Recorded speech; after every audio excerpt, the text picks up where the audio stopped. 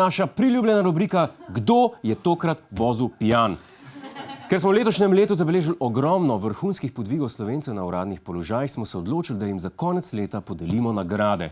Zato se zdaj sliko selimo v Galusovo dvorano Cankarjevega doma, kjer se ravnokar začenja slavnostna podelitev. Dame in gospodje, dobrodošli na prvi podelitvi Zlatih Kriglov. Z vami sta gostitelja Jan Krojcer in Jernej Celec. Dober večer in lep pozdrav. Jaz sem Jan Krojcer. In jaz, Jernej Celec. To pa je prva, a verjetno ne zadnja podelitev nagrad Zlati Krigl. Slovenski podjetniki imajo zlate gazele. Slovenski glasbeniki imajo zlate piščali. Slovenski javni uslužbenci pa zlate krigle. Edino nagrado, katere se sramuješ. Čas je torej, da nagradimo največje dosežke letošnjega leta. In kakšno leto je bilo? Spomnimo se samo murskosoboške državne tožilke, ki bi na zatožno klop skorajda pripeljala samo sebe. In pa šefa mariborskih kriminalistov, ki se je odločil preveriti, če alkotesti res delujejo. Nikakor pa ne smemo pozabiti na bivšega direktorja Agencije za varnost prometa, ki je na praktičnem primeru pokazal, kako se ne vozi in razbil svoj službeni avto. Vendar vsi žal ne morejo biti zmagovalci, zato je čas, da razglasimo dobitnika Zlatega Krigla v naši prvi kategoriji Največja legenda za volanom. In Zlati Krigl prejme Goran Malenič, direktor koprskega stanovanjskega sklada. Gospod Malenič se podelitve žal ni mogel udeležiti, nam je pa poslal posnetek, kako proslavlja svojo zmago. Čestitke še z moje strani. Mi pa gremo na naslednjo kategorijo, na Zlati Krigl za najbolj drzno vožnjo. Gre za tako imenovano kraljevsko kategorijo. In nagrado prejme Patrik Peroša, podžupan Kopra. Hočeš reči, bivši podžupan. Dobra, dajmo si še enkrat pogledati njegov dosežek.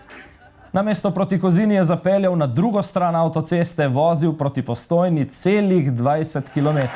Vse to pa 4-krat več alkohola v krvi, kot je dovoljeno. Gospod Peroša žal ni prišel prevzeti nagrade, saj si trezen ne upa na tako dolgo pot. Od posameznikov pa k občinam, v katerih je za alkohola željne javne uslužbence najbolje poskrbljeno. Nominiranci so Občina Žalec, ker ima pivsko fontano direktno zraven občinske stavbe. Mestna občina Maribor, ker je gostinec še njihov župan. In pa Mestna občina Koper, ker je pobrala vse nagrade v tem večeru. Zlati Krigl za najbolj alkoholoprijazno občino prejme Mestna občina Koper, čestitamo. V imenu Mestne občine Koper bo nagrado sprejel njen najbolj nečastni meščan, Marko Žerjal. Najlepša hvala, to je taka čast, o moj bog, ne morem verjeti. Hvala, za nas Koprčane je to izjemna čast, sploh glede na to, da gre za pivsko nagrado in se je zanjo potegoval tudi Maribor. Ni bilo lahko, za ta dosežek so trpele naše službe, naši izpiti in naša jetra, ampak na koncu smo pokazali, da skupaj zmoremo. Odlično, najlepša hvala gospodu Žerjalu.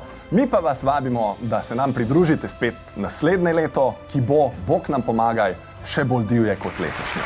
Se vidimo v 2020. Na zdravje! Hej, to je naš YouTube kanal, klikni na ta gumb in se naroči, da boš na tekočem. Polajkaj pa nas tudi na Facebooku in na Twitterju, pa na ulici, pa na kakšnem javnem WC-ju.